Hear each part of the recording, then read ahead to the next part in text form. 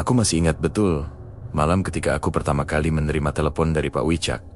Suaranya tenang, tapi entah kenapa membuat bulu kuduku berdiri. Ia menawarkan pekerjaan sebagai penjaga malam di sebuah rumah tua di kawasan Kota Lama, Semarang. Gajinya lumayan. Pekerjaannya sederhana, hanya menjaga rumah peninggalan keluarganya yang sudah lama kosong. Tapi entah mengapa, ada jeda aneh setiap kali ia mengucap kata kosong. Seperti ia sedang memilih kata lain, namun menahannya. Aku menerima tawaran itu karena butuh uang. Hidup sedang seret, dan pekerjaan apapun yang halal terasa melegakan.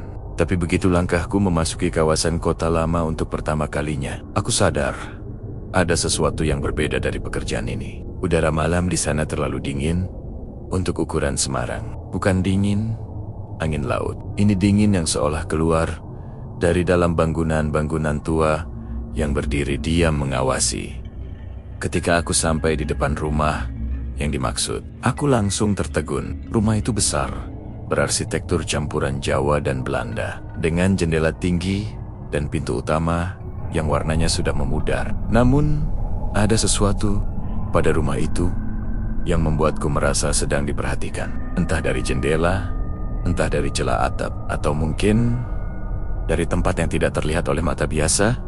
Pak Wicak muncul dari balik pintu sambil tersenyum kecil. Mas Rahman, ya, mari masuk. Saya tunjukkan ruang yang perlu dijaga. Aku mengangguk, meski tenggorokanku tiba-tiba terasa kering. Begitu masuk, aroma kayu tua langsung menyergap. Rumah itu bukan sekadar tua, tapi seperti menyimpan banyak cerita yang menolak mati. Dindingnya dipenuhi foto hitam putih, orang-orang berbusana tradisional. Sebagian wajahnya mulai memudar, seolah mereka ingin menghilang. Tapi belum diizinkan. Pak Wicak berjalan pelan, seakan tidak ingin mengganggu sesuatu yang mungkin sedang tidur di dalam rumah itu. Ia berhenti di ruang tengah dan menatapku serius. Mas Rahman, katanya, kalau malam-malam ada yang menyapa, jawab saja dengan sopan. Tidak perlu takut. Aku menelan ludah. Maksudnya, siapa yang menyapa, Pak? Ia tersenyum, tapi senyum yang tidak benar-benar menenangkan. Namanya rumah tua. Mas, kadang ada yang lewat. Mereka tidak jahat selama kita tidak berbuat yang aneh-aneh. Aku hanya bisa mengangguk, meski dalam hati muncul ratusan tanda tanya. Namun tatapan Pak Wicak membuatku sadar ia tidak sedang bercanda. Setelah menjelaskan tugas-tugasku, ia memberiku kunci dan pamit pulang. Begitu pintu utama menutup, suara rumah itu berubah, lebih sunyi, lebih lega, seperti baru saja menghembuskan napas panjang. Aku berdiri di ruang tengah, mencoba mengatur diri. Hanya beberapa jam bekerja, lalu pulang. Suatu pekerjaan sederhana, tidak perlu dipikirkan berlebihan. Tapi ketika aku menatap ke arah tangga menuju lantai 2, aku merasa jantungku berhenti sejenak. Di sana, di ujung tangga yang remang, aku melihat sesuatu bergerak pelan. Bukan wujud jelas, hanya bayangan samar, seperti seseorang berdiri menontonku. Aku berkedip, dan bayangan itu lenyap begitu saja. Aku tidak berani mendekat. Namun entah kenapa, aku juga tidak merasa terancam. Malah seperti sedang disapa oleh penghuni rumah yang lebih dulu ada di sini. Aku menarik napas pelan dan berkata, dengan suara selembut mungkin, "Permisi, saya hanya bekerja. Kalau saya mengganggu, mohon maaf." Udara di sekelilingku terasa berubah, tidak semakin dingin, justru sedikit lebih hangat, seolah rumah itu mendengar dan memberi tanggapan. Malam pertama itu berjalan tanpa gangguan lain, tapi sejak bayangan di tangga itu muncul, aku tahu rumah ini tidak benar-benar kosong. Dan aku juga tahu, sopan santun bukan hanya untuk manusia. Dalam hati kecilku, aku mulai merasa pekerjaan ini akan jauh lebih rumit daripada sekadar menjaga rumah. Namun anehnya, ada bagian diriku yang ingin tahu, ingin tetap tinggal, dan ingin memahami siapa sebenarnya yang menyapa dari balik kegelapan rumah tua itu. Malam kedua aku di rumah itu terasa lebih hening dari sebelumnya. Aku datang sedikit lebih awal, berharap bisa menenangkan diri sebelum jam jaga dimulai. Tapi begitu pintu tua itu kututup, keheningan rumah langsung menyergap seperti kabut dingin yang menempel di kulit. Seolah rumah tahu aku datang dan sedang menunggu. Apakah aku masih menjaga sopan santun?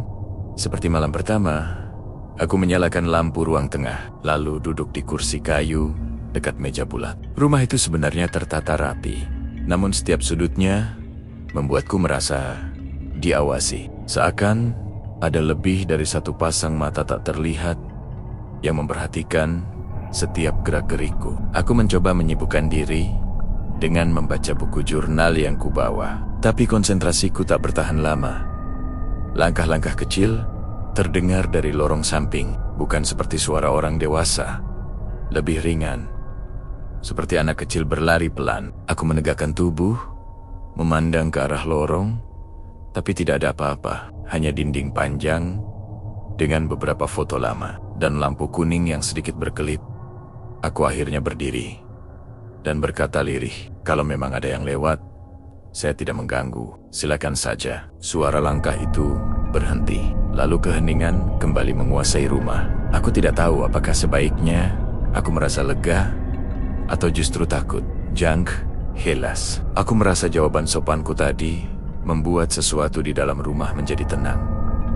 Ketika aku berjalan kembali ke ruang tengah, aku melihat kursi goyang di pojok ruangan bergerak perlahan. Bukan gerakan kencang, hanya goyangan halus, seperti seseorang baru saja bangkit dari duduknya. Aku menatap kursi itu cukup lama, dan entah keberanian dari mana, aku berkata pelan, "Kalau mau duduk lagi, silakan. Saya hanya bertugas menjaga." Angin lembut melintas di belakangku, membuat rambut di tengkukku berdiri. Rasanya seperti seseorang berjalan melewatiku, tapi tanpa suara dan tanpa wujud. Rumah itu kembali terasa lebih hangat, seperti menyetujui caraku berkomunikasi.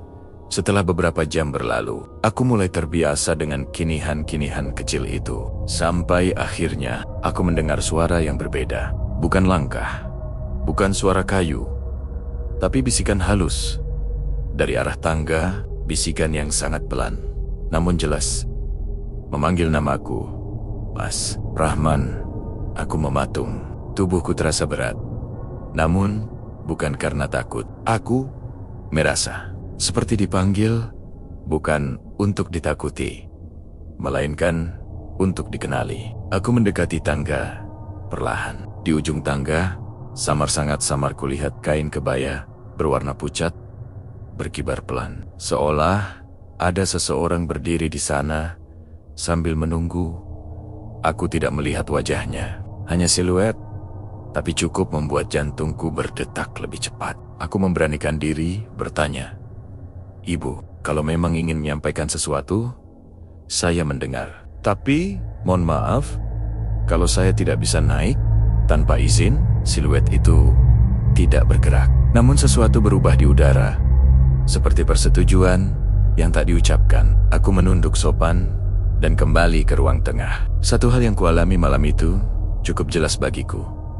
Penghuni rumah ini sedang mulai menyapaku satu persatu, dan entah kenapa mereka seperti sedang menilai apakah aku layak atau tidak untuk mereka biarkan masuk lebih jauh.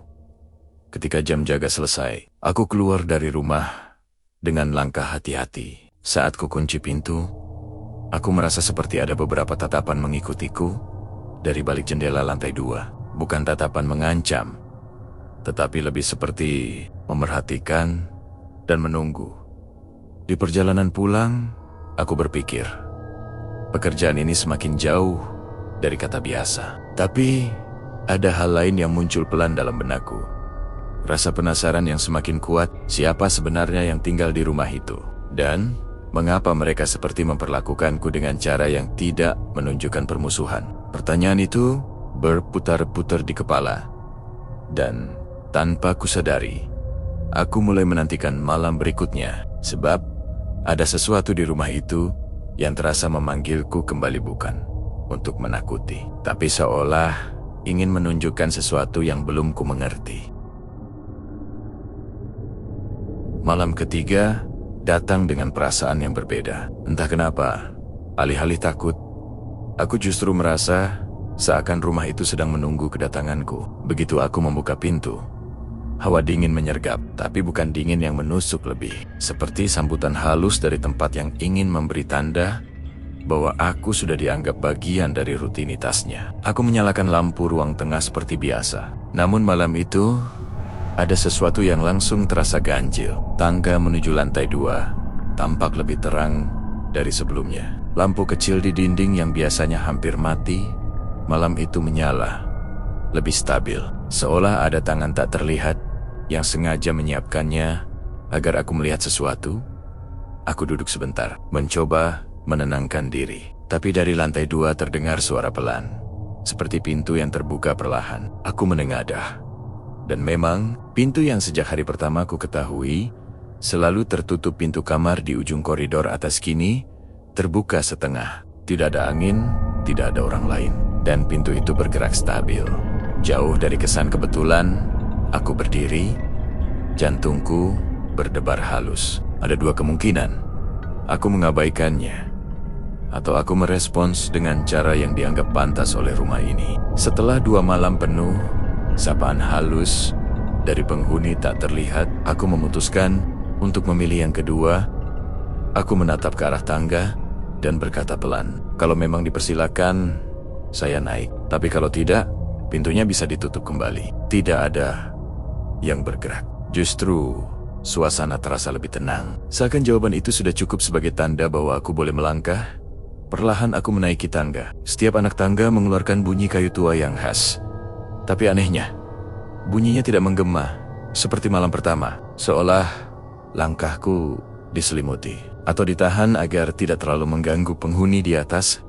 Ketika mencapai lantai 2, aroma melati tiba-tiba muncul. Lembut, wangi, namun ada kesan tua pada harumnya. Seperti bunga yang disimpan terlalu lama dalam ruang sunyi. Aku mendekati pintu yang terbuka itu. Di dalamnya, tidak ada cahaya. Hanya kegelapan dan kain tirai tipis yang bergoyang pelan. Seakan dihembus angin yang tidak ada, aku berdiri di ambang pintu dan menunduk sedikit. Sebagai bentuk hormat, saya hanya melihat sebentar. Ucapku lirih saat mataku perlahan terbiasa dengan gelap. Aku melihat sebuah meja kecil dengan kain batik terhampar rapi di atasnya. Yang membuatku merinding bukan kainnya, tapi fakta bahwa sebelumnya meja itu tidak ada. Ketika aku melihat ruangan dari bawah, seolah ruangan ini menata dirinya khusus untukku. Di atas meja, tampak sebuah sisir kayu tua dan cermin oval yang permukaannya agak buram. Ketika aku melangkah masuk, cermin itu bergeser sedikit, membuat pantulan samar muncul. Bukan pantulan utuh, lebih seperti bayangan perempuan berkebaya yang berdiri di belakangku. Aku berbalik, namun ruangan kosong. Hanya aroma melati yang semakin kuat. Jenengan butuh saya lihat sesuatu? Tanyaku pelan, hampir berbisik. Tirai di dekat jendela bergerak sekali, pelan, seperti anggukan. Aku menatap meja itu lagi, dan sisir kayu yang tadinya tergeletak kini berubah sedikit posisi. Itu bukan gerakan angin, itu lebih seperti seseorang meletakkannya dengan pelan agar tidak membuatku terkejut. Aku tidak berani menyentuh apapun, namun aku tahu ini adalah semacam undangan. Undangan dari penghuni rumah yang ingin aku memahami keberadaan mereka tanpa melanggar batas. Setelah beberapa menit, aku mundur perlahan dan menutup pintu itu kembali, meninggalkannya seperti semula. Saat turun, udara hangat memelukku, sangat berbeda dari dingin yang menyergap saat aku naik. Rumah itu seakan puas dengan sikapku. Malam itu aku pulang dengan pikiran mengawang. Rumah itu mulai membuka dirinya. Sedikit demi sedikit, ia menunjukkan bagian yang tidak semua orang bisa lihat. Dan yang lebih aneh lagi, aku tidak merasa ditakuti. Yang kurasakan justru seperti sedang diperkenalkan kepada sesuatu yang penting. Di tengah perjalanan pulang, aku baru sadar, bukan aku yang memilih untuk memahami rumah itu. Rumah itu yang memilihku untuk memahami mereka. Sejak malam, aku diajak naik ke lantai 2. Suasana rumah itu terasa berubah. Bukan berubah menjadi lebih menakutkan, justru sebaliknya. Seperti ada yang mengawasi dengan lebih lembut. seakan memastikan aku menjaga sikap seperti sebelumnya. Ada perasaan aneh, seolah aku bukan lagi penjaga malam biasa, melainkan tamu yang sedang diperkenalkan kepada penghuni rumah satu persatu. Malam keempat, aku datang dengan hati yang lebih tenang. Namun begitu aku masuk, aroma melati langsung menyergap. Jauh lebih jelas dari malam sebelumnya. Aromanya tidak menusuk, tapi punya beban emosional yang sulit kujelaskan. Seperti wangi seseorang yang punya cerita panjang dan belum selesai. Aku berdiri sebentar, mencoba membaca suasana.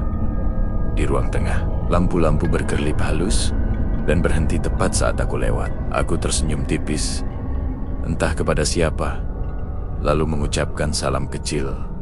Permisi, saya mulai jaga malam lagi. Belum sempat aku duduk, langkah perlahan terdengar dari arah tangga. Bukan langkah manusia biasa. Suara itu terlalu ringan, seperti kaki yang mengenakan kain panjang. Aku menatap ke arah atas, dan saat itu aku melihatnya dengan jelas untuk pertama kalinya.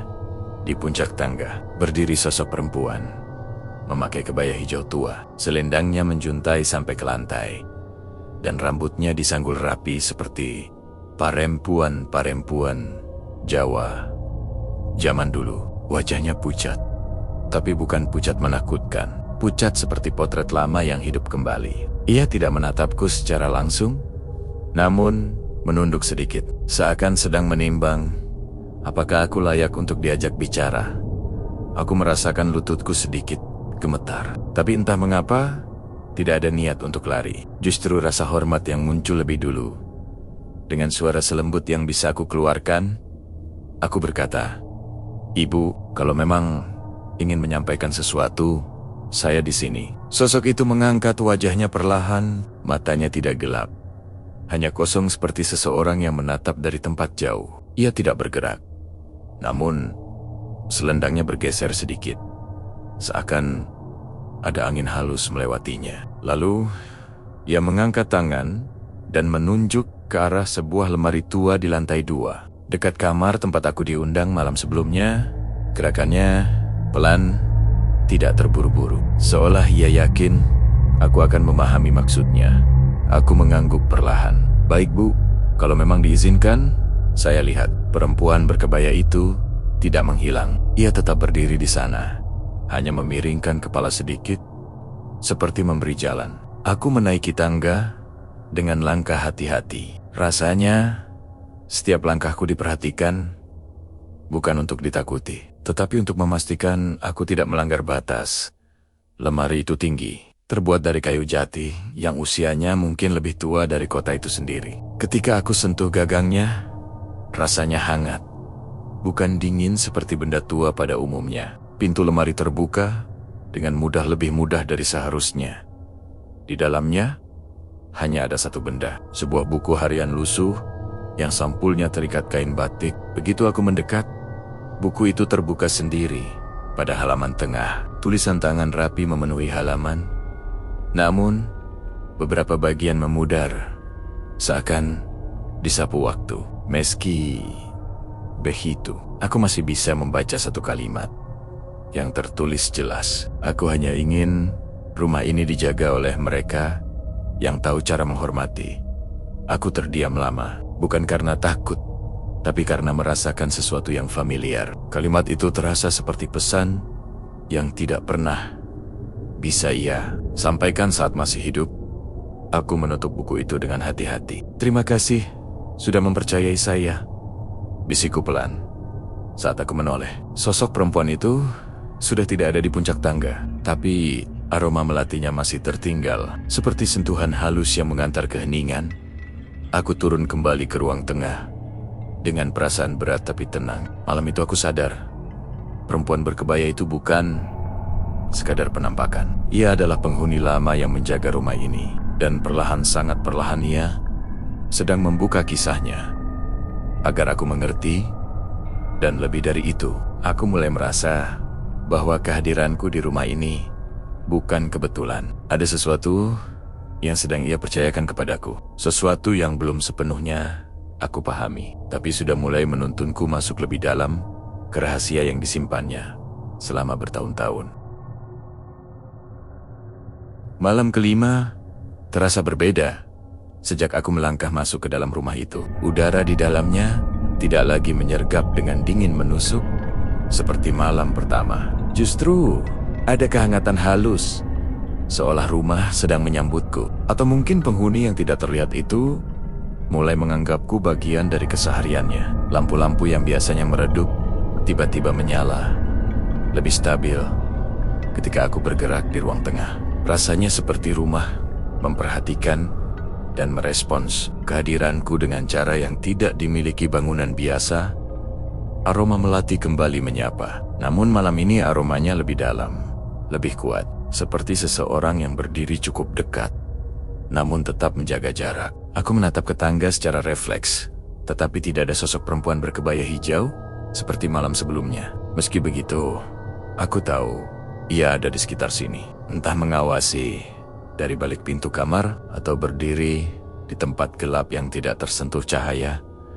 Aku duduk di kursi kayu dan mencoba menenangkan diri. Namun sebelum aku sempat membuka buku, lampu di koridor lantai 2 berkelip sekali. Bukan mati, bukan menyala. Hanya satu kali kelip seperti panggilan halus. Aku memahami maksudnya. Rasanya sama seperti ketika seseorang mengetuk pintu tanpa suara. Cukup untuk memberitahu bahwa ia ingin bertemu. Aku berdiri dan melangkah menuju tangga, masih dengan rasa hormat seperti malam mulam sebelumnya. Ibu, kalau memang ingin memanggil, saya naik. Tidak ada suara yang menjawab, tapi udara di sekitar tangga menjadi hangat. Itu sudah cukup bagiku sebagai jawaban. Aku menaiki tangga perlahan, satu langkah demi satu langkah, hingga sampai di lantai 2 di ujung koridor, dekat meja kecil yang pernah kulihat sebelumnya. Sebuah benda kecil tampak diletakkan rapi di atas kain batik. Sebuah kunci kuno, ukurannya kecil, terbuat dari perunggu tua, dengan ukiran aksara Jawa yang halus, namun tidak sepenuhnya bisa kubaca. Kunci itu tampak baru saja diletakkan, karena kain batik di bawahnya sedikit kusut, seperti ditekan tangan seseorang. Aku mematung beberapa detik. Hadiah dari dunia yang tidak terlihat bukanlah sesuatu yang bisa dianggap main-main. Aku menunduk sedikit, mencoba menunjukkan rasa terima kasih, meski tidak tahu kepada siapa. Tepatnya aku membungkuk. Ibu, ini untuk saya? Tanyaku pelan. Aroma melati menguat. Tidak ada sosok muncul, tidak ada gerakan lain. Tapi wangi itu terasa seperti anggukan halus. Seakan ia menjawab, iya, untukmu. Aku ragu menyentuhnya. Namun, kurasa menolak pemberian itu akan dianggap tidak sopan. Dengan hati-hati, aku mengambil kunci itu. Begitu kucengkeram, kunci itu terasa hangat, bukan hangat benda logam yang terpapar suhu ruangan, tetapi hangat seperti baru saja dipegang seseorang ketika aku hendak menurunkan tanganku. Tirai di kamar yang gelap itu bergerak pelan. Aku menoleh, dan samar-samar, sesaat, aku melihat siluet perempuan berkebaya berdiri di belakang tirai. Tidak menakutkan, hanya berdiri dengan tubuh tegak dan wajah menghadapku. Setengah detik kemudian, sosok itu menghilang, namun aroma melati tertinggal lebih kuat dari sebelumnya. Aku menahan napas, bukan karena takut, tapi karena merasa sedang menerima sesuatu yang besar, sesuatu yang lebih dari sekadar benda. Dengan suara lirih, aku berkata, "Terima kasih. Saya tidak tahu mengapa saya diberi ini, tapi saya akan menjaganya." Udara sekelilingku terasa bergerak, seperti sentuhan yang menepuk pundakku dengan lembut. Sejenak, aku menutup mata, merasakan kehadiran yang tidak bisa kulihat namun jelas terasa. Saat malam semakin larut, aku kembali ke ruang tengah sambil menggenggam kunci itu. Dan sepanjang malam, rumah terasa lebih tenang. Lampu-lampu tidak lagi berkelip. Kursi goyang tidak bergerak sama sekali. Bahkan, langkah-langkah halus yang biasa terdengar tidak muncul malam itu. Seakan para penghuni rumah sedang memberiku ruang untuk memahami arti hadiah tersebut. Ketika waktuku menjaga selesai dan aku bersiap pulang, aku berhenti sejenak di depan pintu dan berkata pelan, "Saya pamit dulu malam ini. Sekali lagi, Terima kasih. Untuk pertama kalinya, sejak aku bekerja di sini, angin hangat mengalir dari belakangku dan mendorong pintu agar terbuka sedikit lebih mudah. Seolah rumah itu sendiri sedang mengantarku pulang. Malam itu, untuk pertama kalinya, aku pulang sambil membawa sesuatu yang bukan milikku. Bukan sekadar kunci, tapi pemberian dari mereka yang tidak terlihat. Dan di jalan, aku tidak bisa berhenti bertanya-tanya. Kunci ini sebenarnya membuka apa? Sejak malam aku menerima kunci itu, perasaanku berubah. Ada rasa penasaran yang semakin kuat, tapi juga kewaspadaan yang tumbuh perlahan. Aku tahu rumah itu tidak pernah memberi sesuatu tanpa alasan. Setiap kehadiran, setiap gerakan kecil, setiap wangi melati yang menyelinap, semuanya seperti disusun untuk membimbingku menuju sesuatu. Malam ke-6, begitu aku membuka pintu rumah, hawa hangat menyambutku lebih jelas. Lampu-lampu menyala lebih lembut dari biasanya. Seakan rumah tahu bahwa ini adalah malam terakhirku di sini. Entah mengapa aku merasa begitu. Aku menggenggam kunci kecil itu di saku. Rasanya lebih berat daripada ukuran aslinya. Bukan berat logam, tapi berat makna. Ketika aku melangkah ke ruang tengah, sebuah suara halus tapi bukan suara manusia yang biasa berdesir di ujung koridor. Suara itu tidak memanggil namaku, tidak juga berbicara, tapi memberi isyarat agar aku mengikuti. Lampu-lampu koridor menyala satu persatu, membentuk jalur menuju kamar di lantai 2. Aku menarik napas panjang dan berkata pelan, "Baik Bu, saya datang." Tangga berderit lembut di bawah kakiku. Tidak ada angin malam itu. Tidak ada langkah-langkah halus seperti sebelumnya. Justru keheningannya menyelimuti. Seperti mereka semua para penghuni yang tidak terlihat sedang menunggu hasil dari ujian terakhir.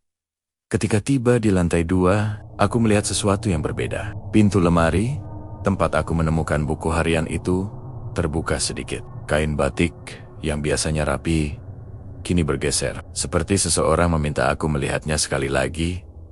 Aku membuka pintu lemari sepenuhnya. Buku harian itu masih ada di sana. Namun halamannya terbuka pada bagian yang berbeda. Tulisan tangan halus memenuhi halaman. Dan meski beberapa huruf memudar, satu kalimat di bawahnya sangat jelas. Kunci itu adalah untuk mereka yang tahu batas dan menghargai penghuni rumah ini. Aku memegang buku itu dengan hati-hati. "Ibu, ini maksudnya apa?" Aroma melati tiba-tiba menguat. Bukan seperti biasanya malam ini, aromanya lebih hangat, lebih dekat. Seakan seseorang berdiri tepat di belakangku. Aku menoleh perlahan.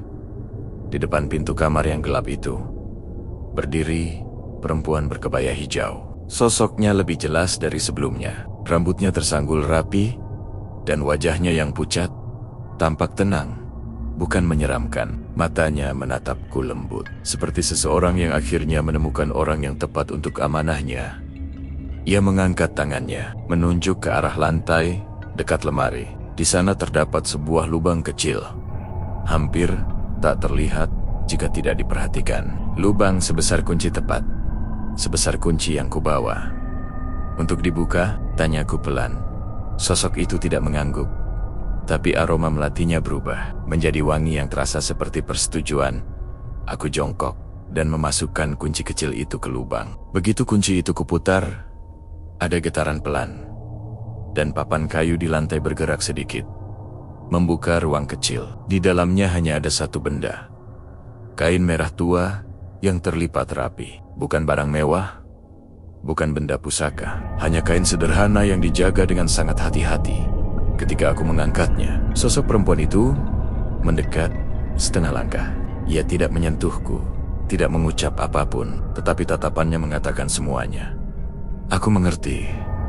Kain itu bukan sekadar benda. Itu adalah sesuatu yang sangat ia cintai semasa hidupnya. Entah peninggalan keluarga, atau penutup yang selalu ia gunakan untuk berdoa, atau mungkin sesuatu yang ia jaga sampai akhir.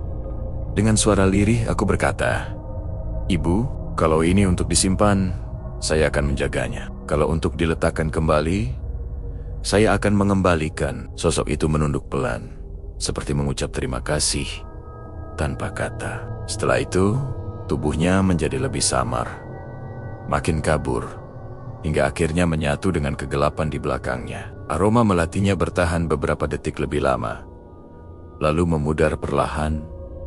Aku berdiri dengan hati yang penuh. Malam itu, rumah tidak lagi terasa seperti tempat yang asing, justru seperti rumah yang akhirnya menemukan penjaganya. Aku berhenti bekerja sebagai penjaga malam di rumah itu beberapa minggu setelah peristiwa tersebut. Bukan karena takut, tapi karena tugasku sudah selesai. Rumah itu kini tenang. Tidak ada lagi langkah-langkah halus, tidak ada kursi goyang yang bergerak sendiri. Bahkan aroma melati pun tidak muncul sesering dulu.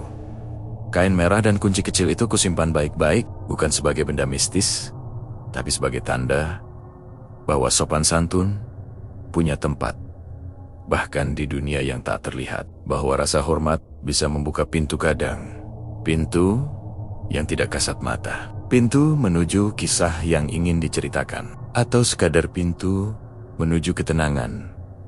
Bagi mereka yang sudah lama menunggu, kadang aku melewati kawasan kota lama pada malam hari. Rumah itu selalu tampak sunyi, namun tidak lagi menyimpan udara berat seperti dulu, seolah penghuni lamanya telah menemukan damai. Dan setiap kali aku melihatnya, aku selalu ingat pada malam-malam itu. Malam ketika aku bukan hanya menjaga sebuah rumah tua, tapi juga dipercaya menjaga rahasia yang diwariskan dengan cara paling halus. Karena kadang hadiah terbesar tidak datang dari dunia yang terlihat, melainkan dari tempat yang hanya bisa dihampiri oleh mereka yang datang dengan hati yang sopan.